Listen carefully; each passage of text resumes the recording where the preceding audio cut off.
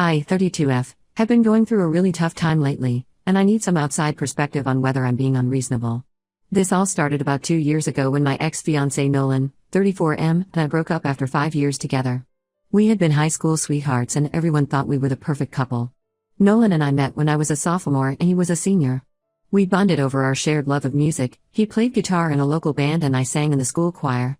Our first date was at a small coffee shop where his band was performing. I remember being so nervous, but as soon as he started playing, all my nerves melted away.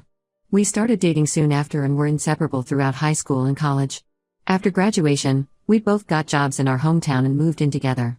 Everything seemed perfect. We had a cute little apartment, adopted a dog together, and started talking about marriage. Nolan proposed on our 5-year anniversary during a weekend trip to the beach. I was over the moon and immediately started planning our dream wedding. But about 6 months into our engagement, things started to change. Nolan became distant and moody. He was staying out late with his friends more often and picking fights over little things. I tried to talk to him about it, but he just said he was stressed about work. I figured it was just cold feet and tried not to worry too much. Then one day, out of the blue, Nolan sat me down and said he wanted to break off our engagement. He said he had fallen out of love with me and needed to find himself. I was absolutely devastated. My whole world came crashing down in an instant. How could the man I thought I'd spend my life with suddenly not want me anymore? At the time, my younger sister Zoe, 29F, was incredibly supportive. She let me cry on her shoulder for hours and told me I deserved so much better. Zoe and I had always been really close growing up, despite a bit of a rivalry when we were teenagers. As kids, we shared a room and would stay up late whispering and giggling together. In high school, we drifted apart a bit as Zoe got involved with the popular crowd while I was more of a band geek. But as adults, we rebuilt our bond and talked almost every day. We considered each other best friends. So I leaned heavily on her during the breakup. Zoe even offered to let me move in with her for a while, since Nolan and I had been living together. She helped me pack up my things and listened patiently as I alternated between sobbing and raging about Nolan. For weeks, she brought me ice cream and trashy magazines, trying to cheer me up. I don't know how I would have gotten through those first awful months without her. About 6 months after Nolan and I split, I started to notice Zoe acting a bit weird and distant. She would cancel our plans last minute or be really vague about what she was up to. I brushed it off at first, figuring she was just busy with work. Zoe had recently gotten a big promotion at her marketing job and I knew she was putting in long hours. But then mutual friends started making comments about seeing Zoe and Nolan together around town. At first I didn't believe it, surely my own sister wouldn't betray me like that. But the comments kept coming. Someone saw them having dinner at a romantic restaurant. Another friend swore they were holding hands at the movies. When I confronted Zoe, she initially denied it. She got defensive and accused me of not trusting her. But after I kept pushing, she finally admitted that she and Nolan had started dating. She swore it had just happened naturally and that she never meant to hurt me. But I was too shocked and hurt to really process what she was saying. I was absolutely blindsided and felt so betrayed. How could my own sister do this to me? She knew how devastated I had been over the breakup. All those times she had comforted me and badmouthed Nolan, had she been lying? Had she been secretly happy about our breakup so she could swoop in? My mind was racing with awful possibilities. I told Zoe I never wanted to speak to her again and blocked her number. Our parents tried to mediate and get us to reconcile, but I refused. I was just too hurt. Every time I thought about Zoe and Nolan together, I felt physically ill. It was like losing my fiancé and my best friend all at once. The next year or so was really tough. I threw myself into work, picking up extra shifts at the family business to stay busy. I also started volunteering at an animal shelter, which helped take my mind off things. But I felt so alone. Zoe and I had shared all the same friends, so I withdrew from a lot of those social circles to avoid running into her or Nolan. I tried dating a bit, but my heart wasn't in it. I couldn't shake the feeling that I'd never be able to trust anyone again after such a huge betrayal. How could I open myself up when the two people closest to me had hurt me so deeply? Fast forward to now, almost 2 years later. I got a wedding invitation in the mail last week. Zoe and Nolan are getting married. I was shocked they would even invite me after everything. Our parents called and begged me to attend, saying I need to forgive Zoe and that family is the most important thing. They think I'm being petty and need to let the past go. But I just can't bring myself to celebrate my sister marrying the man who broke my heart. The thought of watching them say vows and dance together makes me physically ill. Am I being unreasonable for refusing to go to the wedding? Should I try to forgive Zoe for the sake of family harmony? I'm so torn and could really use some outside perspectives. Some additional background. Zoe and I grew up in a small town where everyone knows everyone's business. Our parents run a successful local hardware store that's been in the family for generations. They've always been very image conscious and involved in the community. They're on the city council, volunteer at church, and basically know everyone in town. So they're mortified by the scandal of Zoe and I being estranged and worry what people will say if I don't attend the wedding. But I feel like they care more about appearances than my feelings. Growing up, our parents always pushed us to present a perfect image to the outside world. We had to get good grades, be involved in extracurriculars, volunteer, anything to make the family look good. There was a lot of pressure to live up to their expectations. I think that's part of why Zoe rebelled a bit as a teenager, while I was always the good girl trying to please everyone. Zoe has tried reaching out a few times over the past 2 years to apologize, but I've ignored her attempts. Part of me misses our friendship, but I just can't get past the betrayal. We used to be so close. We'd have sister nights with wine and rom-coms, go shopping together, call each other for advice about everything. Losing that bond has left a huge hole in my life. But every time I consider forgiving her, I remember how she lied to my face for months while secretly dating Nolan. Nolan hasn't reached out at all, which honestly hurts even more. It's like I meant nothing to him after 5 years together. We had talked about spending our lives together, having kids, growing old side by side. How could he throw all that away and move on so quickly with my sister of all people? Did he ever really love me at all? I know I probably need to move on eventually for my own peace of mind. But right now, the wound still feels so fresh. The idea of putting on a happy face at their wedding and pretending everything is fine makes me want to scream. I'd have to watch them pledge their love to each other, knowing that their relationship started with lies and betrayal. I'd have to smile for photos and make small talk with guests who all know the gossip about what happened. Just thinking about it gives me anxiety. Am I justified in skipping the wedding and maintaining no contact? Or am I being petty and need to suck it up for the sake of family? I feel like I'm going crazy with all the pressure from my parents to forgive and forget.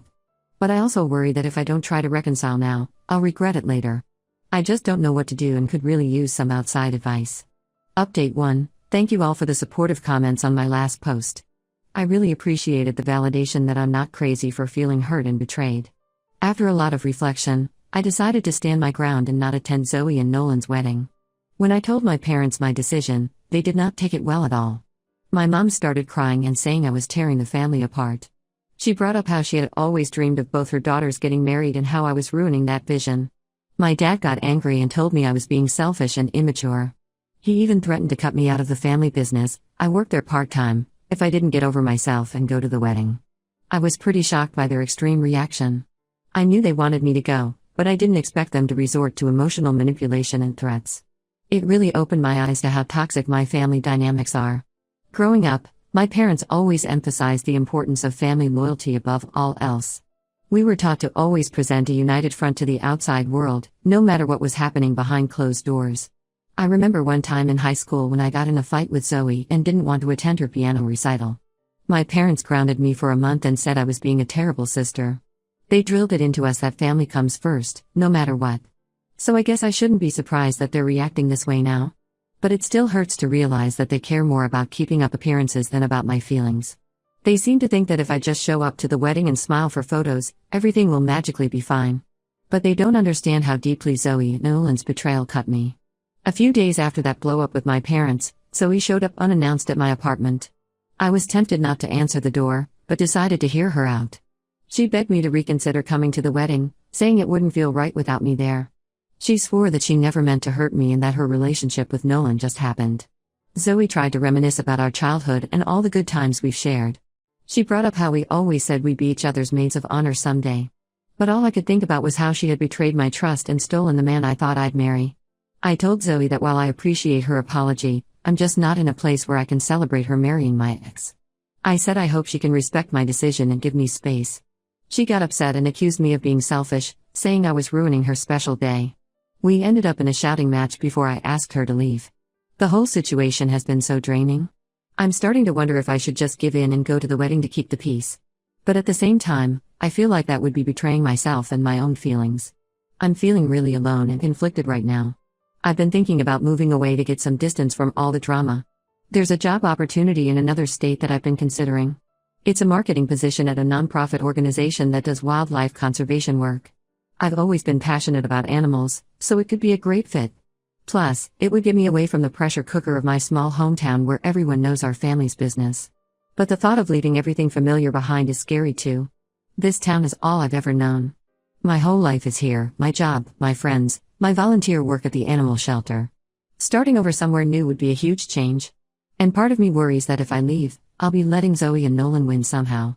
I've also been struggling with loneliness lately. Most of my close friends were mutual friends with Zoe, so I've withdrawn from a lot of those social circles. I threw myself into work for a while, but that's not really fulfilling.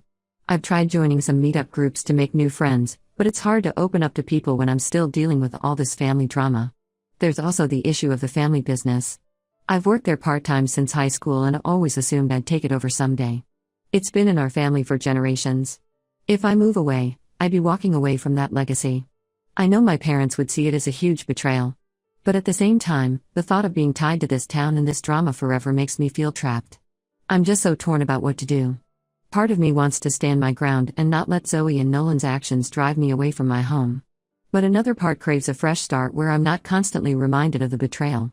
I don't know if I'm strong enough to stay here and deal with the fallout of skipping the wedding. Has anyone else dealt with family estrangement? How did you handle the pressure to reconcile before you were ready? I could really use some advice on setting boundaries and taking care of my own mental health in all of this. I feel like I'm at a crossroads and whatever I decide will shape the course of my life going forward.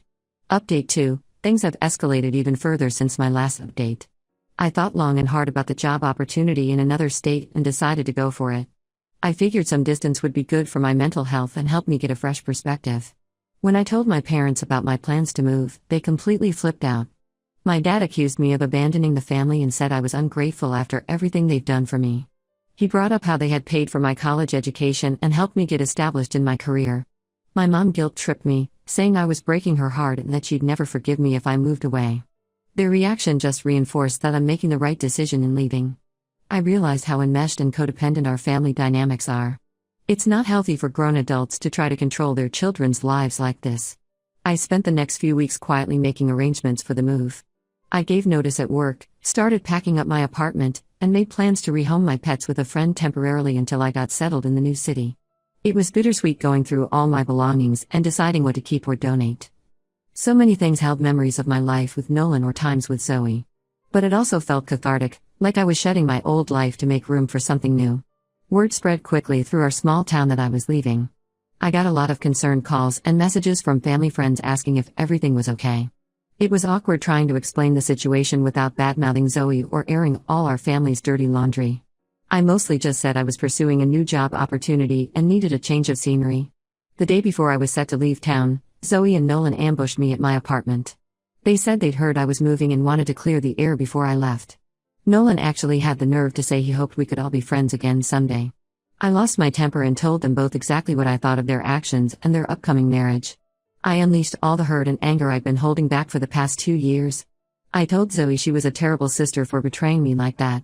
I reminded Nolan of all the promises he had made about our future together and asked how he could throw that away so easily. I said I hoped they'd be very happy together, but that I wanted nothing to do with either of them ever again. Zoe started crying and Nolan got defensive. He said I was being dramatic and needed to let the past go. That just made me even angrier. I ended up telling them to get out and that I never wanted to see or speak to either of them again. After they left, I broke down sobbing. It was like reliving the pain of their betrayal all over again. But I also felt a strange sense of relief at finally expressing my true feelings instead of trying to keep the peace. I spent my last night in town saying goodbye to a few close friends who had stuck by me through everything. We reminisced about old times and they wished me well in my new adventure. It was bittersweet, but I felt a spark of excitement about the future for the first time in a long while. As I drove out of town the next morning, I felt a mix of sadness and hope. I was leaving behind the only home I'd ever known, along with a lot of painful memories. But I was also driving towards a fresh start and the chance to build a life on my own terms. I'm more certain than ever that moving away is the right call. I'm looking forward to exploring a new city, throwing myself into my new job, and hopefully making some new friends. It won't be easy starting over, but I think it's necessary for my healing process. To those who suggested therapy in the comments, thank you. I found a therapist in my new city and have an appointment set up for next week. I'm hoping it will help me process everything and learn to set healthier boundaries. Thank you all for your support through this difficult time. It's meant more than you know. I'll try to update again once I'm settled in my new home. Update 3. It's been about 6 months since I moved away, and I wanted to give a final update. The distance has given me a lot of clarity and perspective on the whole situation with my family. The first few weeks in my new city were pretty challenging. I felt lonely and overwhelmed, doubting my decision to leave everything familiar behind.